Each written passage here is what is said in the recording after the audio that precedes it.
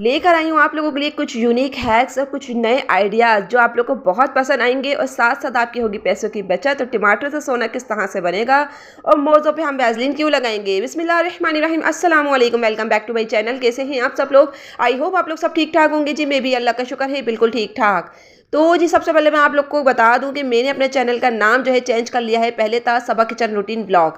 पहले मैं ब्लॉगिंग करती थी तो जाहिर सी बात है मैंने अपना चैनल का नाम उसी हिसाब से रखा हुआ था, लेकिन अब मैं ब्लॉगिंग करनी मैंने छोड़ दी है क्योंकि अब मैं टिप्स एंड ट्रिक्स की वीडियोस बनाती हूँ इसी चैनल पर। तो बस मैंने अपना चैनल का नाम भी अपने चेंज कर लिया है, सबा किचन हैक्स। तो यहाँ पे बस फर्स्ट टिप ले बताती हूँ आपको मैं। तो यहाँ मेरी फर्स्ट टिप्स रहा कि आटे को लेकर है। आटे में अक्सर होता क्या है कि रखे रखे जो है ना कई दिन तक हो जाते हैं, हमें यूज़ मतलब कम करने में आता है, या आटे में जो है ना कभी कभार जाला पड़ जाता है। तो जाला ना पड़े और सुंडलियाँ ना पड़े, किसी भी किस्म का कीड़ा ना पड़े, तो उसके लिए यहाँ मैंने डाल दी आधा चम्मच के बराबर हल्दी। हल्दी जो होती है ना मतलब आटे को जाला लगने से, कीड़े लगने से बचाती है। हमारी नानियाँ दादियाँ जो होती थी आटे में लास्ट में तौर पर सूखी हल्दी रखा करती थी। इससे क्या होता था उनका आटा जो है कई दिनों तक महफूज रहा करता था, ख़राब भी नहीं होता था। और आ जाते हैं अपनी सेकंड टिप्स की तरफ। सेकंड टिप जो है मेरी इस तरह के टमाटर पैकेट यानी कि केचप के पैकेट्स को लेकर है। टमाटर के जो केचप होते हैं इस तरह के पैकेट्स के कई सारे आइडियाज़ मैं आप लोग के साथ पहले भी ऑलरेडी शेयर कर चुकी हूँ। तो जिन्होंने नहीं देखी है वो मेरी पिछली वीडियोस का विजिट करें, चैनल का विजिट करें, इंशाल्लाह आपको बहुत अच्छे अच्छे यूनिक आइडियाज़ मिल जाएंगे। तो यहाँ पे क्या किया है मैंने, एक रोलिंग पैन ले लिया है यानी कि जिससे हम रोटी बेलते हैं, बेलन ले लिया है। अब नीचे से मैं ऊपर की जानिब इसको करूँगी ना, प्रेस करूँगी, तो ये क्या होगा, जितना भी जमा हुआ केचप होगा वह सारा ऊपर आ जाएगा। ये टिप मैं आपको इसलिए दे रही हूँ, अभी आगे रमज़ान है तो रमज़ान में जाहिर सी बात है हम सबके घरों में केचप आता है लाजमी तौर पे। तो यहाँ पे हमें समोसे रोल वगैरह को भी इंजॉय करना होता है इसी केचप के साथ। तो आप किस तरह से रमज़ानों में भी बचत कर सकते हैं अपने केचप की, और किस तरह से आप अपने पैसों की भी बचत कर सकते हैं। देखिए इतना सारा केचप में मज़ीद इसके अंदर रहेगा, हम वेस्ट तो नहीं कर सकते हैं ना। इन छोटी छोटी चीज़ों को हम अपने काम में ला सकते हैं, छोटी छोटी चीज़ों से हम अपने पैसों को बचा सकते हैं। तो इस तरह से आप भी देखें अपने केचप को बचाइए वेस्ट होने से। आ जाते हैं अपनी नेक्स्ट टिप्स की तरफ। नेक्स्ट टिप जो है मेरी इस तरह की दवाई की बॉटल को लेकर है। दवाई की बॉटल को लेकर है। तो यहाँ पे मेरे पास देखिए ये बॉटल है, यहाँ पे देखिए एक दफ़ा खुल जाए ना तो फिर लीक होने का डर रहता ही रहता है। कभी भी हमें ट्रैवलिंग वगैरह पे जाना होता है या सफ़र में हमें कहीं जाना होता है तो बस यही डर होता है कि हम जा तो रहे हैं दवाइयाँ लेकर, ऐसा ना हो कि हमारे कपड़ों पर कहीं गिर जाए दवाई वगैरह, क्योंकि इसके निशानात ख़त्म भी नहीं होते हैं। तो यहाँ पर हम बलून ले लिए हैं। बलून की मदद से किस तरह से हम अपनी दवाइयों की सील को बहुत अच्छी तरीके से पैक कर सकते हैं। बिल्कुल भी ये सिरप लीक नहीं होगा, बिल्कुल भी बाहर नहीं गिरेगा और हमारे कपड़े भी इस तरह से ख़राब नहीं होंगे। छोटे बच्चों का साथ होता है तो जाहिर सी बात है हम लोग यही कोशिश करते हैं कि दवाइयाँ भी बच्चों के साथ लाजमी हम अपने साथ लाजमी रखें, क्योंकि कहीं ना कहीं बच्चे बीमार हो ही जाते हैं सफ़र में हवा लगने की वजह से। तो यहाँ पे मैंने ले लिया है बलून। बलून का ऊपर वाला हिस्सा मैंने कट कर दिया और अच्छी तरीके से देखिए मैं दवाई की कवर पे इसको चढ़ा दूंगी। इससे क्या होगा कि दवाई के जो पैक ऊपर वाला हिस्सा है बहुत अच्छी तरीके से हमारा सील पैक हो चुका है और ये जब हम खोलेंगे तभी खुलेगा। इसके अलावा अगर दवाई बाई चांस गिर भी जाती है तो वो इसके अंदर ही रहेगी और बिल्कुल भी बाहर लीकेज नहीं होगी, यानी कि बिल्कुल भी लीक नहीं होगी, कि बिल्कुल भी हमारे कपड़े वगैरह ख़राब नहीं होंगे। और इसी तरह की देखिए कोई भी बोतल है जिसमें आप चाय की पत्ती या चीनी वगैरह लेके जा रहे हैं या थोड़ा बहुत सामान कुछ भी है, आप चाहते हैं कि फ्रेगनेंस दूसरे में ना लगे, एक की खुशबू दूसरे में ना लगे, या फिर दूध वगैरह है या फिर चाय वगैरह कुछ भी है, तो आप जो है इस तरह की देखें बॉटल पर भी जो है ना इस तरह की कोई भी ड्राई चीज़ है या लिक्विड चीज़ है तो इस तरह के देखें बलून्स लगा दें। इससे क्या होगा कि बहुत अच्छी तरीके से जो ये सील पैक हो जाएगा और इसकी जो है ना फ्रेगनेंस जो होगी दूसरी चीज़ों में कन्वर्ट नहीं होगी, दूसरी चीज़ों में नहीं लगेगी। और इस तरह से आप बिल्कुल बेफिक्री के साथ अपनी दवाइयों को, अपने सामान को जो है ना हिफाजत के साथ लेके जा सकते हैं। कोई किसी किस्म की परेशानी वाली बात नहीं है।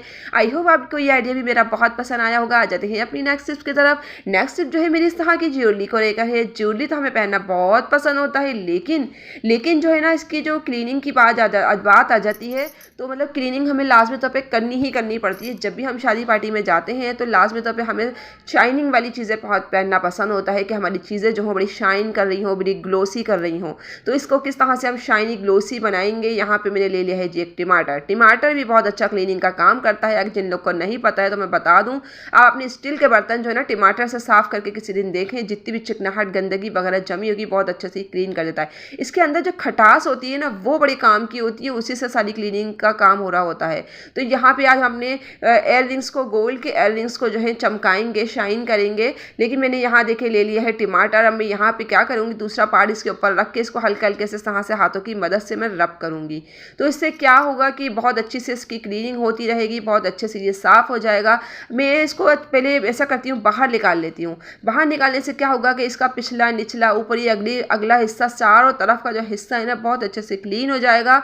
और हम यहाँ पे आप लोग देख सकते हैं, पहले मैं एक ईयररिंग्स कर लूँगी अच्छे से क्लीन, फिर मैं दूसरा ईयररिंग्स भी इसी तरह से आगे पीछे से, ऊपर नीचे से, सब जगह से कि टमाटरों की मदद से ही कर लूँगी। एक छोटा सा आप टमाटर ले लें, इससे ज़्यादा कुछ नहीं लगेगा इसके अंदर, और आपकी ज्वेलरी जो है हो जाएगी बिल्कुल साफ़ सुथरी, और आपको ज्वेलर के पास भी जाने की ज़रूरत नहीं पड़ेगी। कोई भी ख़राब टूथ ब्रश ले लीजिए, तो यहाँ पे ब्रश की हेल्प से आप इसको अंदर तक बहुत अच्छे से, मेल वगैरह भी जमी होगी वो भी निकल जाएगी, बहुत अच्छे से क्लीन हो जाएगा, और आपके बहुत सारे पैसे भी बच जाएंगे। जो शाइन यानी कि पॉलिश करवाने के लिए आप सोनार के पास जाने वाले थे, सोनार को पैसे देने वाले थे, वही पैसे आपके घर में बच जाएंगे, और आप वो इस तरह से देखें, अपने पैसों की भी बचत कर सकते हैं, और अपनी ज्वेलरी वगैरह का काम भी कितनी आसानी से आपका हो गया, और आप इसको आसानी आराम से पहन के जा सकते हैं। मेरी ज्वेलरी पहले बहुत ज़्यादा फीकी हो रही थी, बिल्कुल शाइन नहीं थी, अब देख कितनी अच्छी ग्लोसी या शाइनी आ गई है इसके अंदर। आप भी अपनी ज्वेलरी को इस तरह से चमका सकते हैं। आ जाते हैं अपनी नेक्स्ट टिप्स की तरफ। नेक्स्ट टिप जो है मेरी इस तरह के सर्दियों के हवाले से है कि जब भी मैं सॉक्स पहनती हूँ, मैं या कोई भी सॉक्स पहनता है, तो यार सॉक्स सुबह से शाम तक के लिए तो नहीं पहने जाते, बड़ी इरिटेशन होती है। थोड़ी देर के लिए तो बंदा पहन लेता है, लेकिन मुझे बड़ी इरिटेशन होती है सॉक्स पहनते हुए। तो बस आप छोटा सा एक काम कीजिए, जब भी आप सॉक्स पहने अपने पैरों पर लाजमी तौर पर वैसलीन लगा के फिर पहने। इससे क्या होगा कि आपके पैर जो होंगे अच्छे से मॉइस्चराइज हो जाएंगे, और जो जितनी भी फटी वेडियाँ होंगी वो सारी जो है ना वो फटने से बच जाएंगी। और जो है यहाँ पे मैंने ले लिया है टैल्कम पाउडर। टैल्कम पाउडर को अच्छी तरीके से अपने पैरों पे लगा लूँगी, क्योंकि इससे क्या, इससे दो फायदे होंगे। एक तो हमें वैसलीन की चिपचिपाहट फील नहीं होगी, और दूसरा फायदा ये होगा कि हमारे जो पैर है ना वो रात तक बिल्कुल ड्राई रहेंगे, किसी भी किस्म की चिपचिपाहट हमें फील नहीं होगी, पसीने नहीं आएंगे। आप इसको सुबह से शाम तक भी पहन के रखेंगे, बिल्कुल बेफिक्री से पहन के रखिए, आपके पैरों में किसी भी किस्म की कोई स्मेल नहीं आएगी, क्योंकि हमने यहाँ पे टैल्कम पाउडर का यूज़ किया है। और अच्छे फ्रेगनेंस का कोई भी आप टैल्कम पाउडर ले लीजिए। जब भी आप सॉक्स पहने तो आप लाजमी तौर पर आप ये खाने वाला सोडा अपने सॉक्स के अंदर डाला करें, या फिर टैल्कम पाउडर डालें तो ज़्यादा अच्छा है, इससे आपको फ्रेगनेंस भी मिलती रहेगी, स्मेल भी नहीं आएगी। और आ जाते हैं अपनी नेक्स्ट टिप्स की तरफ। नेक्स्ट टिप जो है मेरी इस तरह के चार्जर को लेकर है। चार्जर जो है देखें इस तरह से लटका हुआ जो होता है ना, बहुत बुरा लगता है, बहुत बैड लगता है, बिल्कुल भी अच्छा नहीं लगता है। तो हम अपने घर को तो ऑर्गेनाइज़ करते ही रहते हैं, तो क्यों ना हम छोटी मोटी टिप्स के साथ अपने ऑर्गेनाइज करें अपनी चीज़ों को। तो यहाँ पे मैंने ले लिया है जी डबल साइडेड टेप ले लिया है, और एक क्लॉथ पिन ले ली है। अगर आपके पास कोई भी क्लॉथ पिन हो या इस टाइप की कोई भी पिन हो तो आप ले लीजिए, दोनों तरफ आप ये डबल साइडेड टेप लगा दीजिए।